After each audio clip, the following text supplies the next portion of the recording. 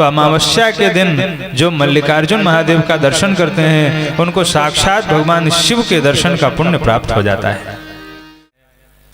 जब श्री गणेश जी स्वामी कार्तिकेय जी बड़े हुए, कार्तिकेय जी बड़े हैं, गणेश जी उनसे छोटे हैं, दोनों जब थोड़े बड़े हुए, शंकर भगवान ने कहा पार्वती मैया से कि देवी बच्चे बड़े हो गए, अब इनका विवाह कर देना चाहिए। पार्वती मैया ने कहा बिल्कुल ठीक है भोलेनाथ, इनका विवाह कर दीजिए। शंकर भगवान ने कहा पर विवाह एक का ही होगा, दोनों का नहीं करेंगे, पहले एक का करेंगे फिर दूसरे का करेंगे। दोनों में झगड़ा हो गया। गणेश जी कहे मैं करूंगा, स्वामी कार्तिकेय जी कहे नहीं तुम नहीं करोगे, मैं करूंगा, विवाह मैं करूंगा। दोनों भैया झगड़ पड़े। शंकर भगवान ने कहा जो इस ब्रह्मांड की प्रथम परिक्रमा करके आएगा उसी का प्रथम विवाह मैं करूंगा। तो स्वामी कार्तिकेय जी तो अपने मयूर वाहन पे बैठ के उड़ गए परिक्रमा लगाने के लिए ब्रह्मांड की। गणेश जी ने सोचा कि मैं भी ऐसे ही परिक्रमा लगाने जाऊंगा तो कोस दो कोस चल पाऊंगा, थक जाऊंगा। लड्डू ज्यादा खा लिया था गणेश जी ने, थोड़ा मोटे हो गए। तो गणेश जी ने सोचा कि अब ज्यादा तो मैं चल नहीं सकता, चलूंगा 2-4 किलोमीटर चलूंगा, इससे कोई फायदा है नहीं। पर अगर भगवान शिव ने ब्रह्मांड के परिक्रमा लगाने की बात कही है तो मुझे विचार करना चाहिए कि आखिर ब्रह्मांड समाहित कहाँ है। तुरंत श्री गणेश जी को स्मरण आया कि मेरे पिताजी ने पढ़ाया था कि माता पिता की परिक्रमा करने से 7 बार पृथ्वी की परिक्रमा का, ब्रह्मांड की परिक्रमा का पुण्य प्राप्त हो जाता है। तो गणेश जी महाराज एक आसन लेके आए और अपने माता पिता से बोले पिताजी माताजी थोड़ी इस आसन पर विराज जाइए। शंकर भगवान ने कहा क्या करो? बोले आप पहले बैठ तो जाइए। तो भगवान शंकर और माता पार्वती उसी आसन पर बैठे। गणेश जी लगे उनकी परिक्रमा लगाने।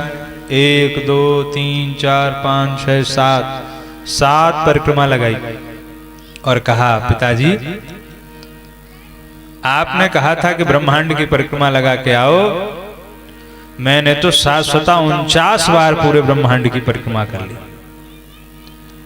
शंकर भगवान ने कहा क्या बात कर रहे हो, ऐसे थोड़ी ब्रह्मांड की परिक्रमा होती है, जाओ अपने भैया के पीछे पीछे। गणेश जी ने कहा भोले बाबा या तो आपने झूठ बोला था हमसे या तो फिर शास्त्र में झूठ बात लिखी है। शंकर भगवान ने कहा नहीं नहीं, शास्त्र में कुछ भी झूठा नहीं लिखा है। कहा यदि शास्त्र में यह बात झूठी नहीं है तो फिर मुझे ब्रह्मांड की परिक्रमा का फल मिलना चाहिए। शंकर भगवान प्रसन्न हो गए और कहा पुत्र तुम परम ज्ञानवान हो, इसलिए तुमने 49 बार ब्रह्मांड की परिक्रमा का पुण्य प्राप्त कर लिया है, अब तुम्हारा ही विवाह करवाऊंगा। और इधर स्वामी कार्तिकेय जी तो घूम रहे हैं, ब्रह्मांड की परिक्रमा लगा रहे हैं। इधर इनका विवाह हो गया गणेश जी का, सिद्धि और बुद्धि के साथ में विवाह हो गया और क्षेम और लाभ। इनके पुत्र भी वो बेचारे परिक्रमा लगा रहे हैं और यहाँ इनके विवाह भी हो गया, बच्चे भी हो गए। जैसे ही स्वामी कार्तिकेय जी आए, नारद जी ने सोचा अच्छा मौका है भड़काने का। थोड़ा सा नारद जी उदास होकर खड़े हो गए। स्वामी कार्तिकेय जी को लगा ना जाने नारद जी को क्या हो गया। गए कार्तिकेय जी नारद जी को प्रणाम किया। नारद जी ने कहा बस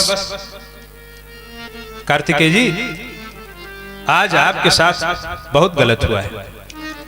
अरे कहा क्या गलत हुआ? नारद जी ने कहा भगवान न करें ऐसे माता पिता और किसी को मिले। भड़का दिया सीधा। अरे स्वामी कार्तिकेय जी क्या बात कर रहे हैं? बिल्कुल ठीक कह रहा हूं, आपके साथ आपके माता पिता ने छल कर दिया। बताओ उन्होंने कहा था ना कि जो ब्रह्मांड की परिक्रमा लगा के आएगा उसका विवाह करेंगे, और आप बेचारे ब्रह्मांड की परिक्रमा लगाने के देखो कितने थक गए, कमजोर भी हो गए। इधर गणेश जी ने उन्हीं की परिक्रमा घुमा ली, उसका विवाह कर दिया, उसके बच्चे भी हो गए। हे भगवान ऐसा किसी के माता पिता अपने बच्चों के साथ न करें, बहुत गलत किया। इतना कहकर नारद जी नारायण नारायण कह के खिसक गए। उनका तो इतना ही काम था कि बस थोड़ा सा अब यद्यपि ये नारद जी ने किया भी भगवान शिव की इच्छा से, अपनी इच्छा से नहीं किया। अब इतना करके नारद जी तो चले गए। स्वामी कार्तिकेय जी आए तो खूब क्रोधित हुए।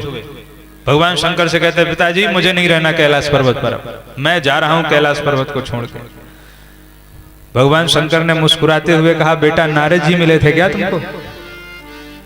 स्वामी कार्तिकेय जी ने कहा, कोई भी मिला हो ना मिला हो, लेकिन अब मुझे आप लोगों के पास रहना ही नहीं, मैं आप लोगों को छोड़ के जा रहा हूं। चले गए और जहां से आए थे क्रौंच पर्वत पर, जहां से उनको बुलाया गया था कृत्तिकाओं के साथ में जब वे थे, वहीं चले गए।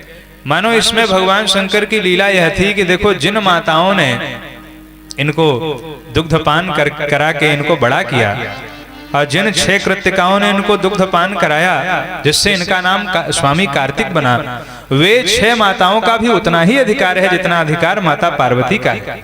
और वे 6 माताएं रोज कार्तिकेय जी को याद करती थीं कि हमारा पुत्र न जाने किस हाल में होगा, कैसा होगा।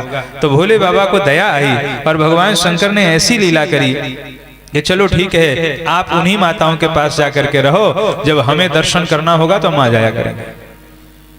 स्वामी कार्तिकेय जी वहीं चले गए। पार्वती मैया ने एक दिन भगवान शंकर से कहा, भोले बाबा मुझे मेरे पुत्र की बड़ी याद आ रही है, आप कुछ कृपा कीजिए। शंकर भगवान ने कहा, ठीक है देवी, आओ चलें पुत्र से मिलने।